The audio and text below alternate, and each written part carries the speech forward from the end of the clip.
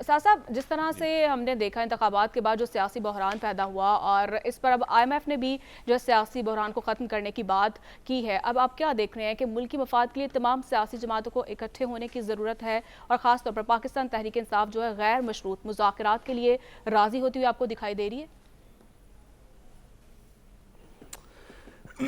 دیکھیے، میں نہیں جانتا کہ پاکستان تحریک انصاف کیا کرے گی.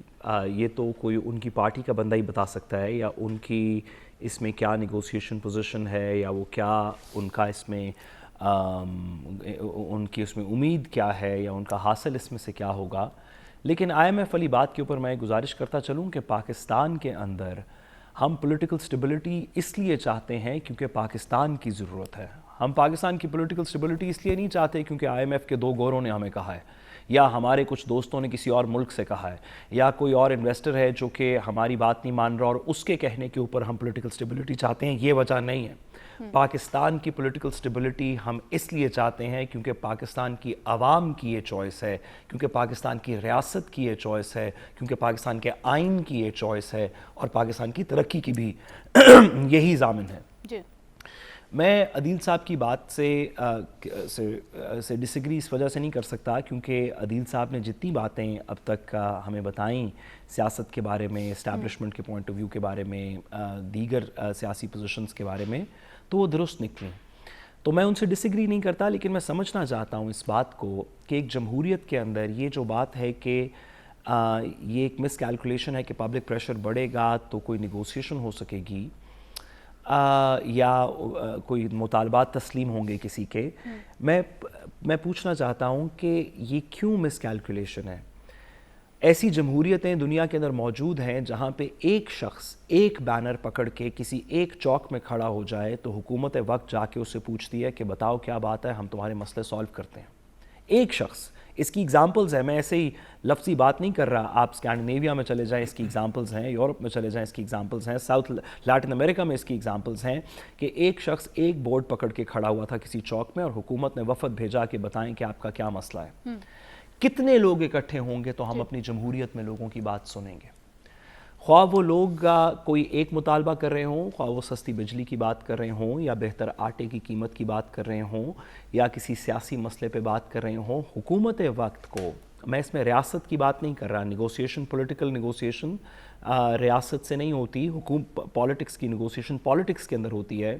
تو ہماری سیاسی اکابرین کو، وزیر اعظم صاحب کو، وزیر اعلیٰ صاحبہ کو، صدر مملکت کو، دیگر لوگوں کو، کتنے لوگ اکٹھے ہوں گے پاکستان میں کسی ایشو پہ تو آپ کہیں گے کہ چلیں ان سے بات کر لیتے ہیں؟ یہ سوال ہے اس ملک کا. ہماری جمہوریت کے اندر کیا جب تک ہمارے 25 کروڑ میں سے 12.5 کروڑ عوام کسی ایک پوائنٹ پہ اکٹھی ہوگی تب تک ہم اس کی بات نہیں سنیں گے؟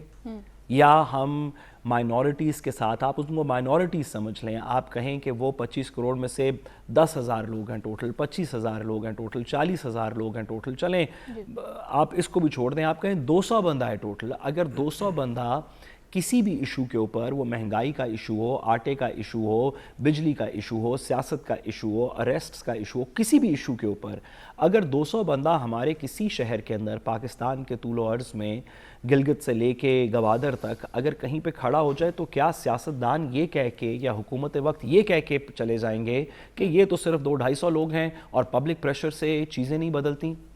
جمہوریت میں اگر پبلک پریشر سے چیزیں نہیں بدلتی تو کس چیز سے چیزیں بدلتی ہیں؟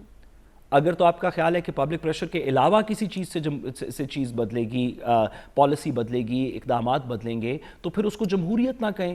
کیونکہ جمہوریت کا بیسک دعویٰ یہ ہے کہ لوگوں کی آواز سنی جائے گی، اس کے اوپر وہ مائنورٹی ہوں تب بھی، وہ 10 لوگ ہوں تب بھی، وہ 25 لوگ ہوں تب بھی، وہ 25 کروڑ ہوں تب بھی، ان کی کوئی بات سنی جائے گی، ان کی آواز جمہوریت میں کہیں ریفلیکٹ ہوگی، ان کی بات کی وجہ سے کوئی پالیسیز کو ریویو کیا جائے گا، کوئی آگے کے مستقبل کے لائے عمل کو ریویو کیا جائے گا. باقی میں تمام باتوں سے عدیل صاحب کی متفق ہوں، لیکن میں سمجھنے سے قاصر ہوں کہ اس کا کیا مطلب ہے کہ پبلک پلس کی، پبلک پریشر کی وجہ سے چیزیں تبدیل ہوں گی، اور کس وجہ سے تبدیل چیز ہوتی ہیں. آپ کی سوال کا جواب بھی آ جائے. میں ایک سوال آپ کے سامنے رکھنا چاہتا ہوں کہ یہ جمہوریت ہی ہے نا کہ سیاسی جماعتیں حکومت میں بیٹھی ہوئی، اور اپنی حکومت کے ابتدائی دور میں، جیسا کہ ہم نے ماضی میں نہیں دیکھا کہ ایسا ہوتا ہے، وہ گرینڈ ڈائیلاگ بات چیت کی دعوت دے رہی ہیں, پاکستان تحریک انصاف کو دعوت دے رہی ہیں. وہ کہتی ہیں آئیں مل کر بیٹھتے ہیں, آپ اپنے مسئلے بتائیں, ہم اس کو ایڈریس کرنے کے لیے, وہ غیر مشروط بات چیت کرنے کے لیے جو ہیں وہ تیار ہیں. تو یہ انگیجمنٹ ہے نا, اس کو اپریشیٹ کرنا چاہیے, اور یہی جمہوریت ہے. اور آپ کیا چاہتے ہیں کہ پھر کیا کس انداز میں بات ہونی چاہیے؟ درست بات ہے. میں عدیل صاحب آپ کی بات سے ایگری کرتا ہوں. اگر تو کچھ لوگوں کے کہنے سے, اور ہم اس میں پی ٹی آئی کی بات نہیں کر رہے, کیونکہ پی ٹی آئی اور یہ مذاکرات تو ایک سیاسی لمحہ ہے نا. یہ 2024 کے مئی میں یہ موجود ہے, شاید اگست تک چلے, سال چل جائے, 2 سال چل جائے, 5 سال چل جائے, یہ تو ایک سیاسی لمحہ ہے نا. ہم پاکستان کی جمہوریت کی بات کر رہے ہیں. لوگ صرف سیاست پہ اکٹھے نہیں ہوئے ہوئے, لوگ روٹی کے اوپر اکٹھے ہوئے ہوئے ہیں, لوگ بجلی پہ اکٹھے ہوئے ہوئے ہیں, لوگ کسی ایک چیز پہ پروٹیسٹ کرتے ہیں, کسی دوسری چیز پہ کرتے ہیں.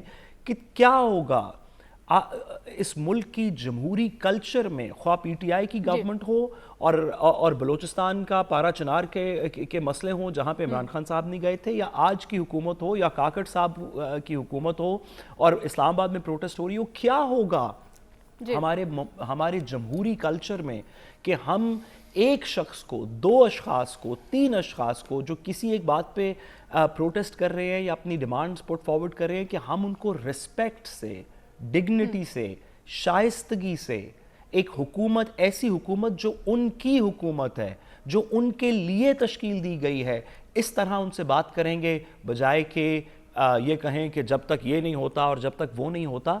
یہ جمہوریت کی روایات نہیں ہیں. ہم ان کو جتنا پختہ کرتے چلے جائیں گے اس سختی کو, تو آئندہ کی آنے والی نسلیں اس کو کیسے توڑیں گی؟